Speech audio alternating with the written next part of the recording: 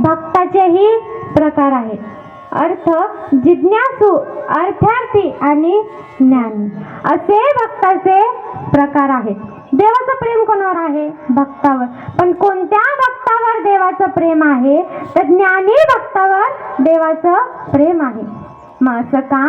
तर माऊली सांगतात, बाकीचे सगळे आपल्या लोभासाठी त्या भगवंताकडे जातात, म्हणून देवाचं प्रेम हे ज्ञानी भक्तावर आहे. बरं, आपल्या सगळ्या लाडक्या बहिणी बऱ्याचदा देवाचं दर्शन, लाडक्या बहिणी म्हणल्यावर लगेच तोंडावर केले. बऱ्याचदा देवाचं दर्शन घ्यायला मंदिरात गेले असेल. महाराज, एकदा तरी ते देवाचं दर्शन घेतल्यानंतर ते देवाला कधी विचारले का, देवा जेवण झालं का रे, प्रकृती बरी आहे का, विचारलंय का? तुम्हाला तुमच्या लाडक्या बहिणीच्या पैशाची शपथ, खरं बोला. महाराज खरं बोला. बघा, आपण त्या देवाचं दर्शन घ्यायला गेल्यानंतर आपला सातबारा त्याच्या पुढे मानतो, बरोबर की नाही?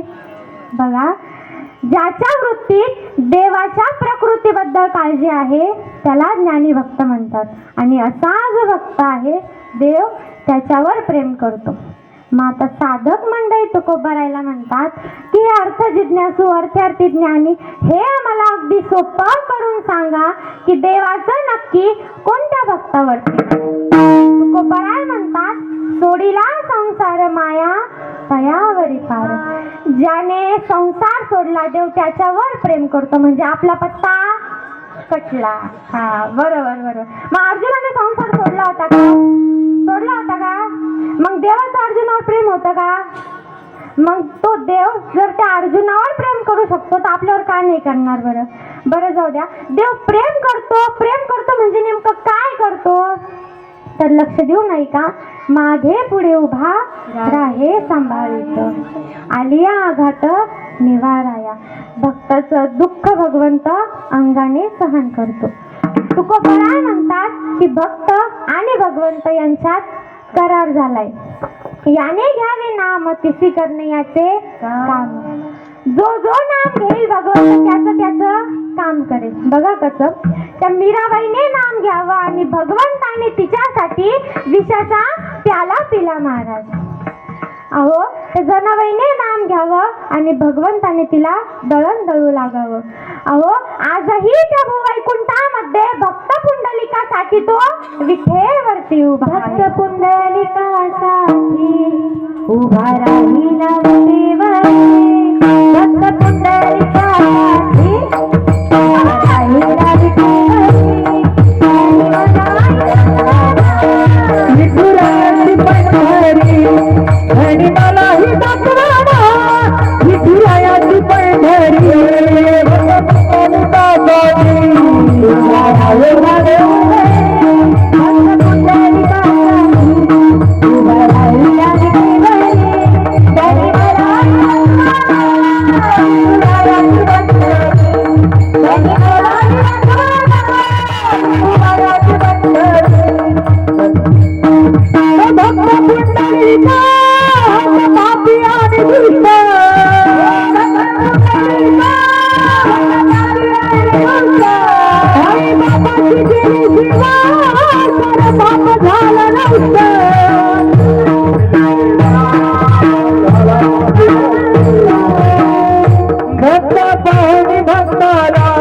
हल भेटया श्रीहरी, भक्ती पाहुण भक्ताला.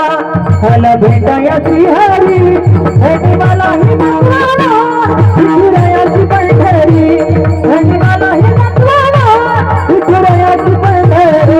आणि मलाही दाखवाना, विठुरायाची पंढरी. आणि मलाही दाखवाना, विठुरायाची पंढरी.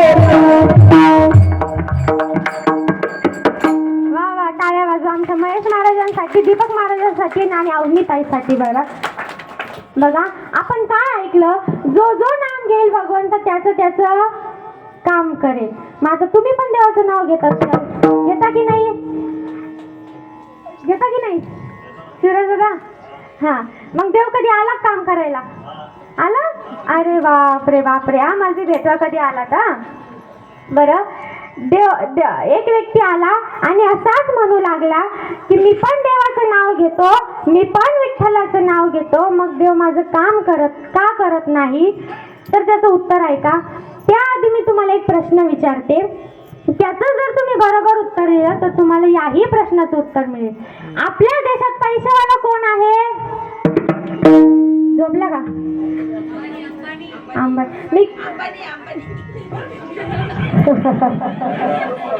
मी काय विचारलं? पैशावाला कोण आहे? जास्त पैसे कोणाकडे आहे असं विचारलं का? आता मी काय विचारलो जरा लक्ष देऊन ऐकायचं ना. पैशावाला कोण आहे? आता तुमच्याकडे काय पैसे नाहीत का? पैशावाला कोण आहे म्हटल्यानंतर तुम्ही लगेच अंबानीचं नाव घेतलं.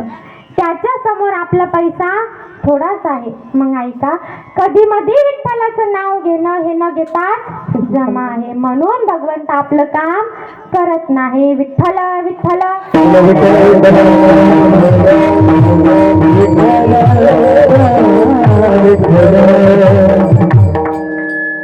साधकाला उपदेश करताना नाथ महाराजांनी हरिभक्ती करणाऱ्यांना उपदेश केलेला आहे की तू आवडपूर्ण हरिनाम घे, मग तुझी चिंता भगवंत करेल. कारण हरिदासांसाठी भगवंत हा 10 दिशा भरून उरलेला आहे. म्हणून नाथ महाराज अभंगाच्या दुसऱ्या चरणात सांगतात,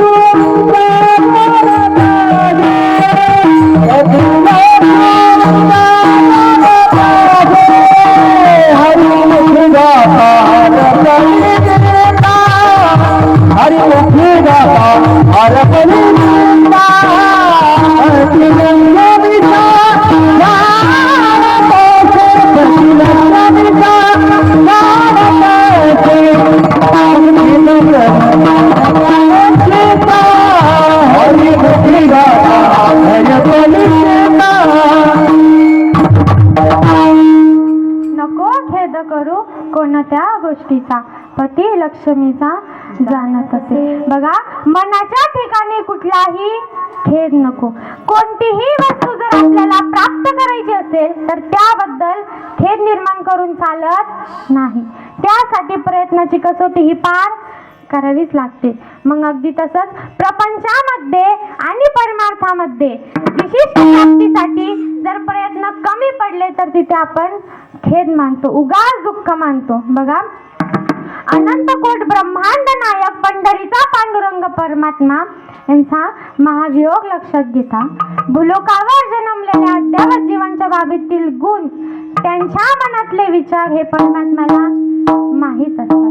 तसेच मानवाच्या मनामध्ये काय विचार चालतात हे दुसऱ्याला कळू शकत नाही, पण ते गुण मात्र परमात्म्याला माहीत असतात. त्याचा वास सर्व ठाई असल्यामुळे मनातील क्लेश, दुःख, आनंद हे फक्त परमात्म्यालाच माहीत असतात. आता त्यामुळे खेद करण्याचं काही कारण नाही. म्हणून असं म्हटलंय की पती लक्ष्मीचा जाणत असे. म्हणून विश्वातील अद्यावत जीवांचं उदरभरण झाल्याशिवाय भगवंत अन्न ग्रहण करत नाही.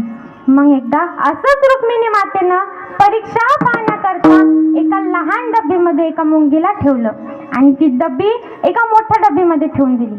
मग आता संध्याकाळ झाली, भगवंत जेवायला बसले. जेवायला बसल्यानंतर रुक्मिणी मातेनं विचारलं की भगवंत, सगळ्या जीवांचं उदरभरण झालं का? तेव्हा भगवंताने हो सांगितलं. मग रुक्मिणी मातेनं ती डब्बी आणली आणि भगवंत समोर उघडली तर त्या डब्बीमध्ये जी मुंगी होती तिच्या तोंडामध्ये साखरेचा कण दिसला महाराज. तर भगवंत ते एवढूशा मुंगीला विसरू शकत नाही. तर नाथ महाराज म्हणतात ते तुला कसं विसरेल. अभंगाचं 3रं चरण.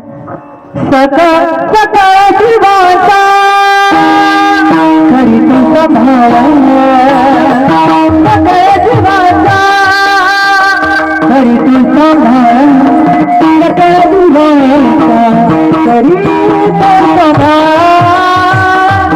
सकळ जीवाचा करी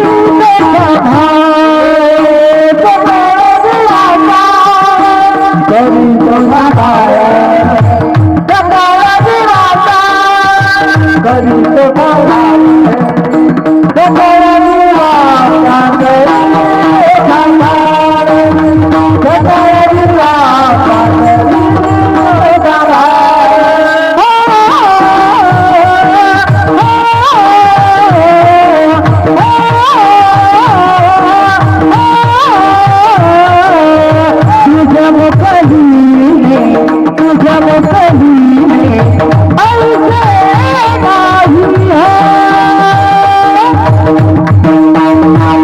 करी तुझ्या मुखाली